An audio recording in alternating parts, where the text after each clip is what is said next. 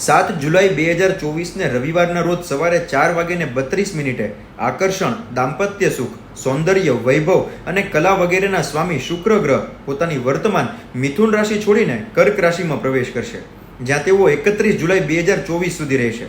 શુક્રનું આ રાશિ પરિવર્તન 6 રાશિના લોકોને સૌભાગ્યશાળી બનાવશે. નાની મોટી યાત્રાઓ થશે તેમજ વિદેશ જવાનું વિચારી રહેલા લોકો માટે આ સમય સારો રહેશે.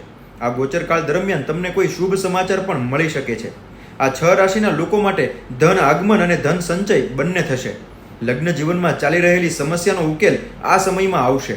નાણાકીય દ્રષ્ટિએ આ ગોચર 6 રાશિના લોકો માટે ઘણું સારું છે.